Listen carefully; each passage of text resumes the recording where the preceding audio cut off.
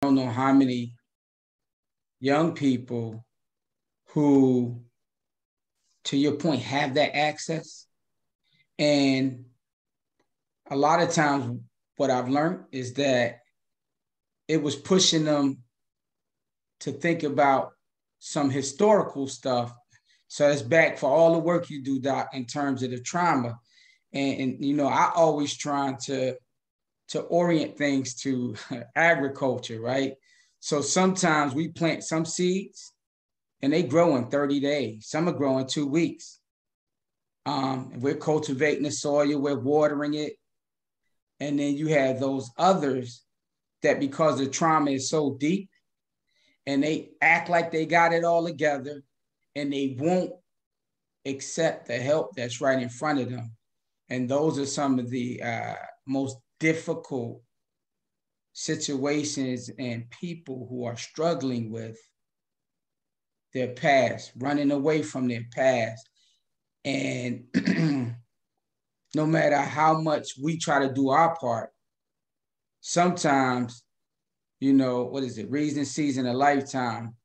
Either we're just not the season for them, but everything that you attempt to pour into them, it resonates with them on most occasions. Because I've had people like 3-4 years later who had to go spend time in jail, prison, so on and so forth. I've seen them years later, remember everything I shared with them, talk with them about, and appreciated everything. It was so much going on at that time that they couldn't hear it or receive it then. And then this brother, Dr. Baruti, writes some amazing books around our youth. One's called Mentricide, so that mental homicide. Look, and he says, like, all we can do is, we was on a live, all we can do is do our part to be able to share the energy. It's their responsibility to receive it. And sometimes they may have to go through a life lesson to be able to receive it and be vulnerable enough and swallow our pride sometimes so that we can get the lesson that's put forward for us, because we keep repeating the lesson if we don't. But they infect so much around them. Oh yeah. And it's a poison that they're causing that infection, right? And we know where the poison starts from. We know how to cure the poison. But that poison, like you said, doesn't want to be cured at this time. Yep. So do we remove that infection, because that's what they are, from our system, our society? And that's what we know, that's what locking up isn't for. But how do we remove a brother, a young man, young black man, who's not ready to take the knowledge to kill the infection that he has within himself? Where do we, what do we do with him? Right. Because I don't want to put him in the system, but where else do we do with him? Well, it's such a, again, difficult conversation, because again, it's almost like the person, I was born in 71. So I'm a child of the crack epidemic and the war on drugs. And what I know with absolute assurance, you got a couple things. It's no different than a person who is dealing with the challenge of substance use. Right. I can keep trying to, and I got loved ones who I went through this with. You give them everything they need, but until they hit rock bottom and I had to cut them off, right, that's when they got what they needed. And just to be completely transparent, I'm dealing with an extremely close family member who's dealing with not the anger management stuff, but some recklessness, had a weapon, being in the wrong spaces, previously on probation, and they still in that space. Now, the other person, and this was a woman that person was taking care of, shot herself because she was on drugs, but because you was in that situation.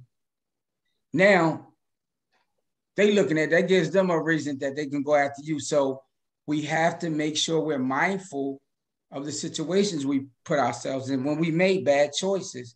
And so it's really right in line with what you're saying. Although it's not the aggression piece, it's where you was at. It was the choice you made.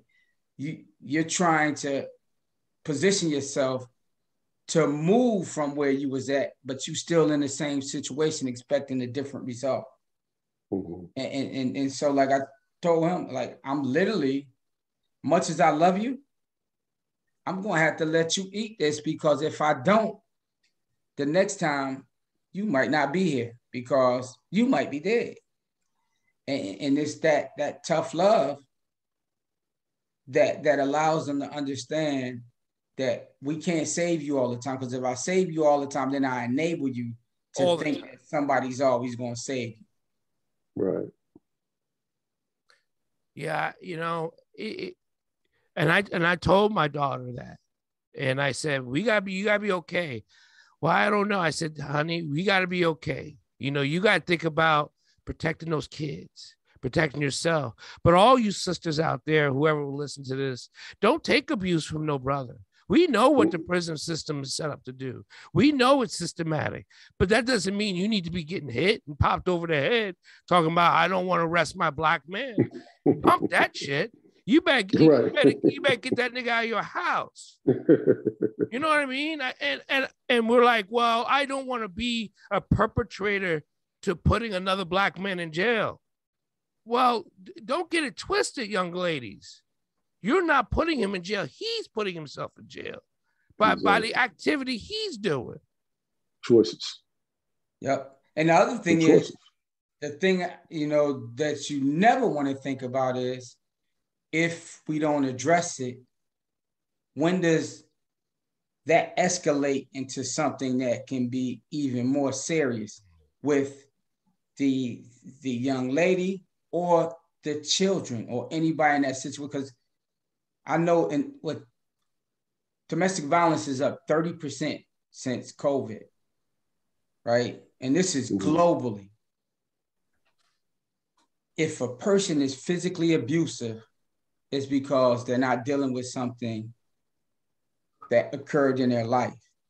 Now, what we know is those who experience or are exposed to domestic violence or abuse typically grows up to be the perpetrators of it, unless we support them with the resources, the counseling, the therapy, and so on and so forth, so that they can heal from that.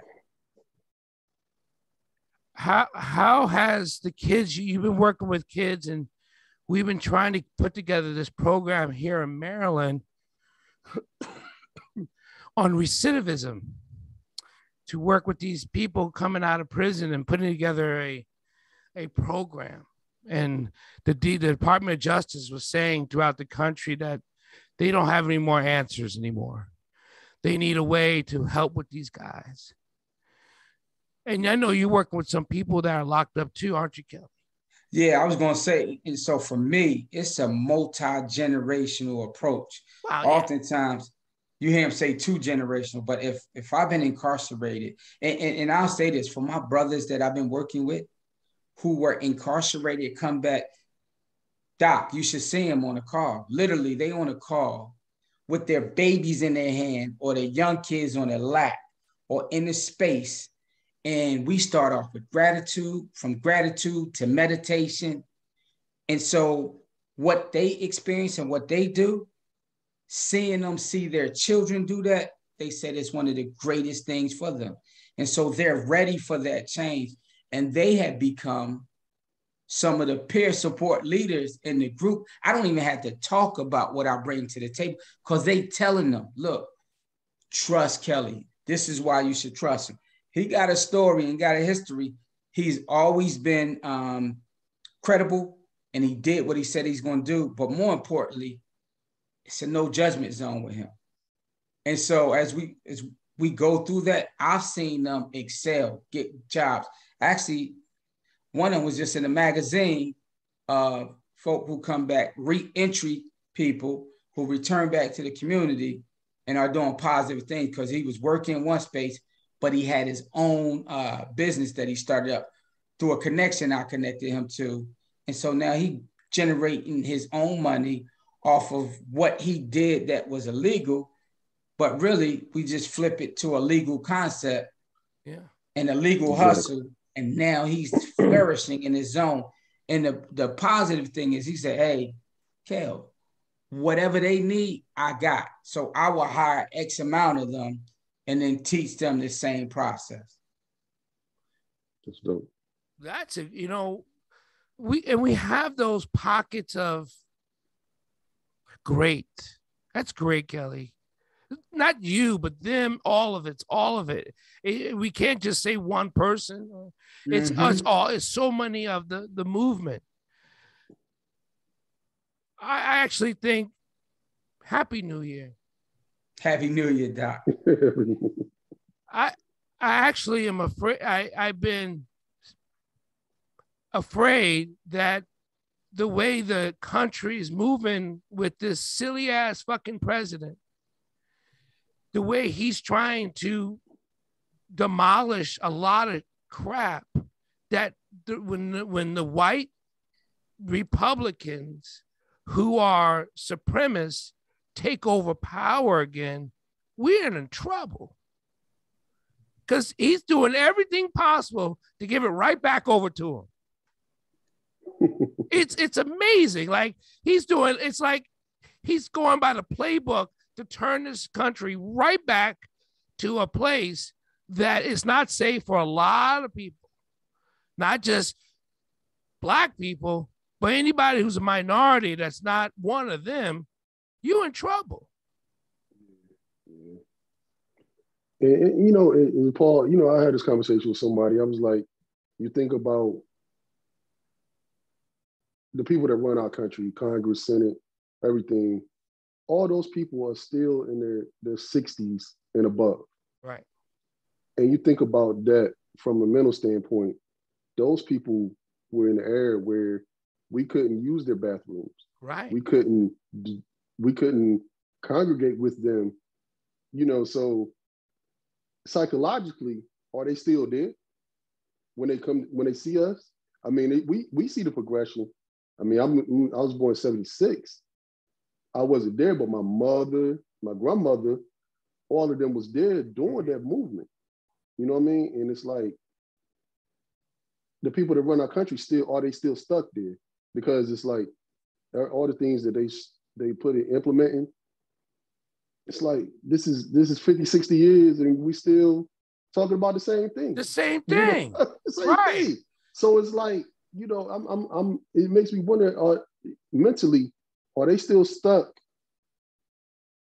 you know, in the 60s and the 50s, where there was their youth. And most of the time when your reasoning is developed when you're young in age. So their reasoning was developed then. When we couldn't congregate with them. We couldn't use things. And these are the people that's controlling our country. Now. On both sides. Both sides. On both sides. and Charlamagne, you said it right, because you think about it, like, let's take something seems so simple, so small.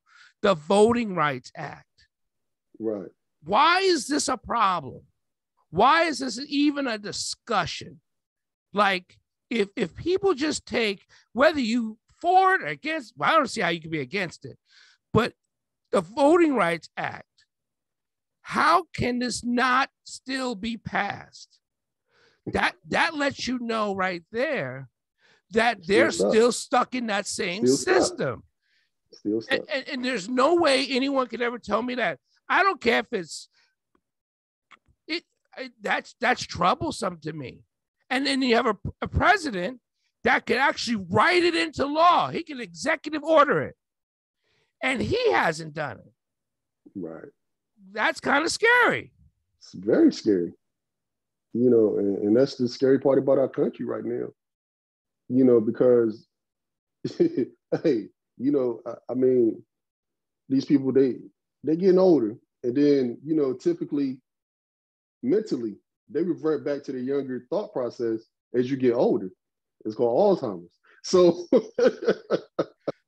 some of these people, in position, man, it's like, are they gonna revert back? You know, and forget about all the progress we had and be like, you know what? Let's just start signing these legislation to start blocking the voters' rights and all this other stuff. And I'm like, you know, the situation down there in Georgia, it's a felony to give somebody a bottled water. I'm like, you know, where are we living at? How can the country be okay with that?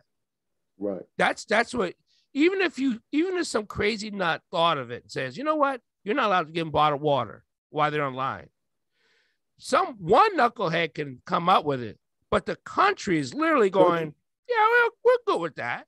Yeah. How is that not a problem? How is that not up in arms going, it's water?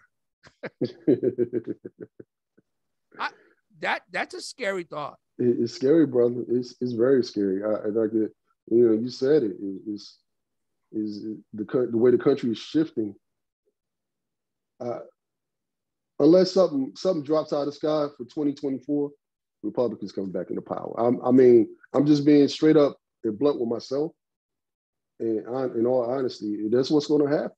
Because, you know, you can't make promises, especially to our people. We already got trust issues, you know, and then you make promises to our people and don't double down on those promises. Then that builds up that anger, that hate, that trauma all over again. But when that trauma comes back on Black America or Black community, that means they regress into a shell. And that doesn't help either. Actually, I think the people of power be want you to regress into a shell and tuck away and hide away and then stick your nose in the ground. Or say, as long as they don't come to my neighborhood, I'm good. As long as I got my 7-Eleven, I'm good, right? I'm good. Yeah, that's not going to work either. It's just not going to work either. No. I think both of y'all brought up some really interesting topics. I think the other piece to this is the way it's situated. I would like to see him push way more. And then also some of the back and forth of stuff that has been shot down, that's put in place. That's a big factor of it. And so for us, and not us in particular, but our community, we got to do a better job of understanding that politics is politics and it's a process. And then all we worry about is the presidential election when everything starts on a local level, because let's be honest, even with who we have in place, he didn't have the other pieces in it that he kind of need to move things forward. And that's on us in terms of putting people on our local city, county, state government. The judges, voting on those judges. Yep. And the gentrification. Yes. We ain't having no talk, because not only are, not the gentrification, but gerrymandering. They shifting districts around just so it can fit their agenda. Bro, that's what I was about to say. They put a line straight through two major projects in my city. We didn't even vote in November. We're not voting till March because they're redistricting and splitting up the Black power. So it's like, they know, like you said, it makes sense. Yeah, we want to have a voice on a local level, but if they keep redistricting, breaking our voices down, how can we combat that? But that's my point. We got to act, and we big on during the march, and it's so funny because I hear people say, "Oh, so and so wasn't." Yeah, that's only a part of the process. Yeah. It's a 3-tier process. I need everybody out there that's doing that, but them people you complain about that's in there who are sitting in city government. See, we forgot that they work for us. We don't have to ask them for nothing. We telling them what they need to do, because that's their job. And if you don't do it, we won't vote you in. Period. Mm-hmm. You know, the city councilman, the county delegate, the legislature, all those people, they make up the big picture. Right. And so many people don't vote on those small ones. That Board of Education. You know the reason? Come on now, this fucking critical race CRT bullshit. You're complaining about teaching people the truth and calling it a communist act, it's madness. It's madness. It is. Hey, Doc, and then I push on us like you do it all the time. So my push to us is we got to go back to doing that teaching before they, because look, so I'm having conversations, well, they older now, but with my daughters, when they were younger, like you ain't going there telling that BS up in there because they're gonna pull one of these books over here down. Yep. And they're gonna tell you, no, that's a lie. And they're gonna tell you why it's a lie. And we used to pass information down. We got to get back to doing it. So I don't need a damn school to teach our community or our children anything. Because to your point, when you look at critical race theory, and even before critical race theory, a lot of stuff was whitewashed, shifted, changed.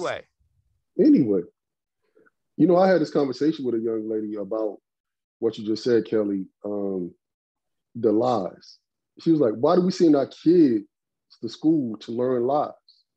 And they know they're blatant lies because now they could go, it's not like when we was in school, we couldn't go to Google. We couldn't go to Ask Jeeves. We couldn't go to all these different places to fact check what they're teaching us in school. And you know, she was like, well, why do we continue to send our kids to school to learn lies? And, you know, I was like, that's a good question. Well, I have an answer. I have an answer.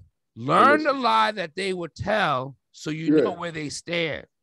Right. Understand your truth so you know how to manipulate their lie. That's right. So, and that's what I told her. I said, when they go in the real world, they're going to be faced with these lies on a day-to-day basis. Absolutely. I said, so you just prepping them for life, you know, and that was my response. But it's like you said, you know, just like believers, you know, and you look at science, God created the heavens and earth. And I said, that would, you know, if you're a believer, that's the biggest lie in the world because it's Big Bang Theory that said it was created all the planets in the solar system. Right. So, you know, that if you want to take it a step further beyond race, you know, what your personal beliefs as far as biblical or Islamic, whatever your faith is. So it's like, you know, we're faced with lies every day, you know, and like we're faced with our government, it would tell us lies. So it's like, you know, you bet. I guess school is to help you, like you said, manage those lies. Hey, look, and then the other thing is, because we got to really look at that. I love how you put that. We got to really look at what is school, particularly college, preparing us for. In reality, like, why do I go to college to get a 4-year degree? Let's talk about the debt component to it. And then I'm not going into places and being a director until after like 10, 12, 13 years. Yet, in many occasions, historically, it was a lot of other people who didn't even have a degree and they running it. Right. You know, they what's own the story? They own it. They own the spot. Now they own it. Yeah. And you know, one guy told me like both Dr. Paul and Charlemagne was in the break room. And they was in the break room having a water cooler conversation. That boss, without a 4-year degree, let's not forget the late, great Steve Jobs, didn't even finish college. Right. I don't even want to get on some other ones, or not get on them, but mention them. But anyway, so y'all in there having this water cooler conversation. The boss, without the degree, pulls up. He pulls up in a Bentley or Aston Martin. So when he comes in the building, Charlemagne tells the boss, you know what? I really like that car. That's real nice. Right. What the boss told Charlemagne and Dr. Paul was, keep working hard and I'll get another one in 2 months. As long as you're working hard, I'll get another one. As long as you're working hard. That's right. Yeah. Because all the overtime you put in puts me that much closer. To another one. Exactly. That's definitely the truth, brother. They don't even talk to us about the rule of 7-2 and compound interest in school. No. Come on now. Come on. That money matriculate. Oh, man. Economics is something that Black people run from the understanding. They understand that it takes money to let the world run, but they don't understand the gears of what money does. Because how about this? I should write a paper. Money and economics aren't the same. Right, exactly. Money and economics are the same. Black people think money is economics. It's not. No. And I think if you take Econ 101, you realize it has something to do with money. Yep. Hey, bro, so I'm going to tell you. So my grandmother, you let Kelly, you said happy birthday to her the other day. Yes, sir. I remember probably when that Cadillac CTS came out, like 2003, 2004. Went to the dealership. Her whole life, she always wanted a Cadillac. That was her thing. That Cadillac came out, I gotta have it. I want that Cadillac. First thing she does, I don't want no payment. I'm going to pay cash. And even though it's like, it was good. It's a good thought process, but then not realizing, like you said, then when it comes to economics. So the person that was selling her the vehicle actually knew us. It was like, yo, check this out. Let's look at your bank, see what this money's drawing interest over here in your bank versus how much your interest would be on paying for this car with the monthly payment. Let's balance the two. So if you pull this 30 grand out, or however much it was like 32,000. If you pull it over here, how much is it going to accrue with interest per year versus if we did this 1% over here if you did the payments? So we did the math. She was coming out to the good, way ahead of the game by leaving the money in the bank, let it draw the interest, and take this 1% interest over here, because then she understands the power of credit. Like, she got an 800 credit score. So she only had like a 0.1% interest rate on the joint. You know what I'm saying? So you let this money sit over here, and that's where the economic piece come in. She was drawing enough money to almost pay her car payment. Right. On the interest. On the interest. On the interest, without pulling this money out of the bank. But like I said, the thought process of way back when, pay cash for everything. Don't own anybody anything. And that was the money issue. It was like, don't owe anybody anything. But because it was so volatile back then with the sharecroppers thing, it was like they want to keep that press on your neck when you owe them something. So they had the mentality, oh, I don't want to owe nobody nothing. Kelly mentioned it with the boss driving up in the Astor Mountain. We're still sharecropping. Yeah. It's just a different crop. Yeah. Right. Right. The other thing too is, and great example, Charlamagne. The other piece to me is even the bank is another victim for me, because we barely getting about 1% in the bank. Yeah. So we gotta make sure our community know where to put their money. Because see, the bank, we got that 30,000 in the bank. They lending that 30,000 to somebody else. Making money off our money. And with the new global positioning of the world in the market, like you got people who are having electronic banks now, right? And they're able to lend their own money and leverage the power of that so they can get people resources. So we got to become, again, better stewards of understanding what opportunities are out there so that our money could really grow the way it should. Even investments, like, for example, we're in the middle of a syndemic. And so people are not having the same amount of money, but they're still tapping into money. Right.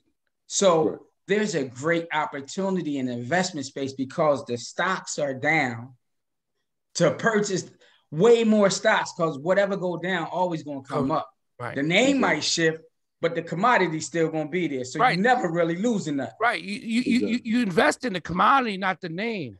Right. And last Christmas, Black America still spent $13 trillion. I asked someone, I told someone, I said, why do you think they count our money over anyone else's money, how much we spend on Christmas. He goes, have you ever seen any magazine talking about white America spent this much money? Asian America spent this much money. Why is it always Black America spent? Why do you think they so tapped into what we do and don't do? That's because they're trying to control what we got. And we're letting them take that $13 trillion because you want that goddamn purse or the shit. It's crazy. Mm-hmm. Yo, the prime example of that, this thing they doing with the Cash App and the Venmo and the Zelle and all that. You think about all the small businesses that function through those lines of transferring money. And you think about it, it's like for them to say anything over $600, we're gonna start monitoring. That was directly towards us. You know what I mean? Because we're using it like, oh, yo, bro, I'm like, buy my book or support my business or make a donation. First thing we do, what's your Cash App? Right. What's your Zelle? What's your Venmo? And they take 1% off of that. Oh, well, yeah. Now they're like, oh, well, let's see what they're doing. Because then, like you said, the money goes off the radar. We're not putting the banks anymore. We're not doing this. So they're like, where is money at? You know what I'm saying? So there they're like, oh, now we got a way to track them. So yeah. So that's why a lot of brothers going to crypto. My son, he's starting to take cryptocurrency now in the barbershop.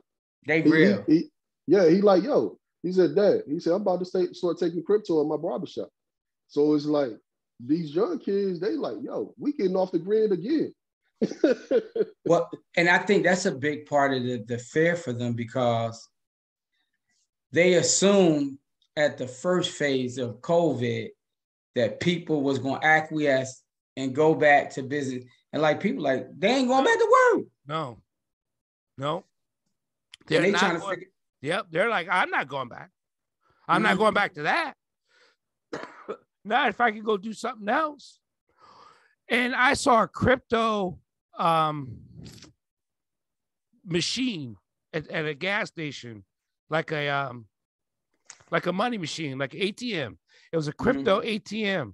I was like, what? I'm like, yeah, put in any amount, what you want to buy to whatever pennies and cents and dollars that you're investing in crypto. Now, do you think they're going to corral that? Because China's trying to lock that down right now, where you can't use it for illegal goods. That it's hard to do because it's electronic. That's going to be hard to do. And you got to look at a communist country like that. Their control is inevitable to their day-to-day lives. They can't breathe without somebody telling you to breathe. So I kind of understand for a communist country. With our country, I think that we're too deep in it with our counterparts, and we're learning about it. Because the thing about it, the best way to hurt a white person is to mess with their pockets. Yep.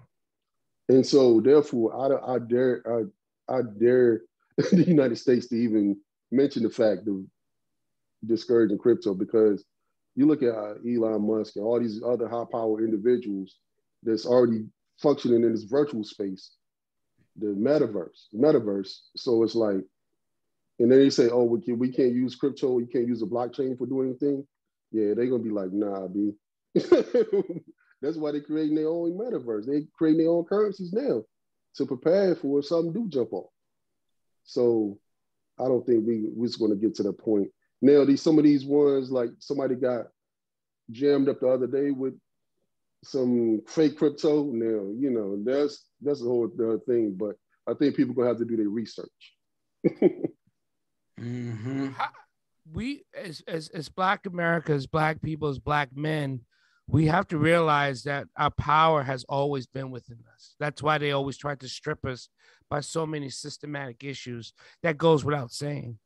And I think as this new paradigm goes into effect, where it becomes crypto, virtual, and all that stuff, I still think it takes the Black man out of communication with each other because we are soulster people. We like to hug, touch, and see. We don't need to be so virtual doesn't do that for us, right? It doesn't connect us as well as we are at a barbecue or a handshake. I've never seen a handshake or a person you've never met before come together like two black people, two black men, right? You can watch white men cordially meet each other with a nice firm handshake. I've never met this black person before in my life, and I'm gonna hold him. We're gonna end up embracing. What's up, my man? Right? Why do you just like you and I, Dr. Paul? Like first time we met, he was like, yo, what's good? You know, boom. Yep. and that is our strength because that's our bond. That's how we connect with each other. We're not so how you doing? You know? Yeah. But I think this younger generation is shifting a little bit. They still dead, but they're not dead like our generation. They could kind of handle that virtual thing a little bit better than us. Oh, good. They shifting a little bit, and I'm fortunate, that I kind of, and Kelly and I speak on this all the time. When we do talk, we gotta listen to the kids, because if we stuck and they growing, they're gonna surpass us. Mm-hmm. So we gotta stay abreast of what's going on with them. And I think that's where I try to communicate with my kids. We talk daily, I try to learn their slang. I try to learn just how they communicate, because that's the future of communication, even with my grandkids. You know what I mean? Just the things that they do, so I think, but like I said, because they're being so conditioned to not have the same feeling like we had. Look, they in virtual school. They have virtual interaction with my son plays this video game on YouTube virtually. Okay. You know what I'm saying? He's number 5. I mean, he still like to go out. He still like to go outside and play. That's his main go-to is going outside to play. But Daisy King, he's racing other people. He like, Papa, can you send me some money? Oh, right. Because he want to buy another. He want to get more lives and all this other crap. And I'm like, dude, what are you doing? You ain't number 5. But he got it figured out, and that's his own little space where he here with me during the holidays. When we weren't out traveling, he in his little corner, he playing his little game. But I see how he maneuvers, how his mind is so sharp, because the strategy of these games, people always talk about gaming, but it's all about strategizing. So you got a kid that's strategizing through the gaming that in the virtual world, and then we add the value of how they can maneuver through the real world. Right. It's gonna be some dangerous kids. But that's important that you do the two. Exactly. Because if you only do the one, no matter which one, if you're only stuck on one, then you're not going to be that versatile. You're not going to be versatile. Mm-hmm. You got to have both. Hey, military brothers, I had an interview. You guys are going to laugh, because I don't know if you even know that they even have this department. They have a department in the Army. Yesterday I was talking to the Deputy Assistant Secretary of the Army, Equity Inclusion of the United States Department of the Army. Did you know they had that department? Yeah, it spun it up. It hadn't been real. It hadn't been that long. Yep. We used to just say that what, the EO? EO office. EO, yeah. NCO. Yeah, the EO office mean that you getting in trouble twice. Right. Yeah. That's what it meant. Because if you went to tell them, they already know you went. So you already screwed the pooch. Yeah. But I was talking to him yesterday, and what a fascinating department of actually talking about equity and inclusion, diversity. In the military, in the Army, specifically the Army is where his department is. And it's fascinating what that exchange is, because I think we all said if someone could do the job, let them do the job, right? but equality and equity aren't the same. And people got to understand the differences. You know what I mean? So I just thought that's wild. Yeah, go ahead. We're all changing. We're all moving forward. Hey, but look, I was listening to this brother this morning on Clubhouse, and he has a veterans organization, and he was talking about the segregation of the veterans. Just once we, when we get out, you know who's who. When you win, you know who's who. But just for the better sake, we kind of mesh together for the greater good. But once you get out, you're like, nah, B, I'm over here and we over here. It was like how it's two different worlds when it comes to the veteran space. It is for the minority vets and the white vets, And it's like I think we got to bridge that gap as well, because there's a lot of our brothers that, because they get turned off when they go to the VA, and then they have these white guys, they'd be like, oh, we can't help you, da, da, da. But then it's like, they really can get some help. When they talk to one of us, you can get the help. You know what I'm saying? That's just true. It is true though, right? When you go there, it depends on who you talk to, who gets stuff done. And what day of the week it is. But it was the same thing of going to your S1, right? Yeah. When you want to go to your S1 to get something, you don't go to a certain desk. You go, hey, can I talk to you? Like your supply clerk. You like, I know who I got to talk to get my shit. and it's funny you say that, Doc, because Charlemagne was saying, I was thinking about it. So all of the support resources and information normally happens from veteran to veteran contact. And many times it's Black, white, Latino, Asian. We'll talk on that level. There's a disdain or a distrust, because we always got to remember you got race, but then you also have social class, right? Yeah. And so those are the gatekeepers who's making the decision. They might give you a key, but they may forget to tell you they changed the lock the day before. So that shit ain't working. Hey, that's your statement, though. I love that. I love it. That is. I hope all your families are well. We're getting back into 2022, holy buckets, right? A lot of twos. Much love, much prayer. Kelly, can you send us off in prayer, please? Certainly. Dear Heavenly Father, creator of this vast universe, I ask that you touch each and every leader across this world, place love in their heart, place empathy in their space, allow them to make decisions that impact community in a positive way. I ask that you touch each and every brother who was not able to make it here today. Help them to be whole. Help them to reach out in those times that they need assistance. I want you to touch the good doctor here, allow him to continue to elevate his platform. I ask that you connect people to him because he always sends great energy, and help him receive that energy back. Bless the great brother Charlemagne as well. Support his family. And Father, I ask that you allow us to operate in your will. Bless those things that have not been said and manifest them into existence. Thank you as we sit here in gratitude for all that you have provided and created for us. Allow us to continue to elevate our thought, our consciousness, that it is intended for those who may not have a voice, those who don't have a platform. Allow us to work in your way collectively. In your heavenly name we pray. Amen. Amen. Thank you, brothers.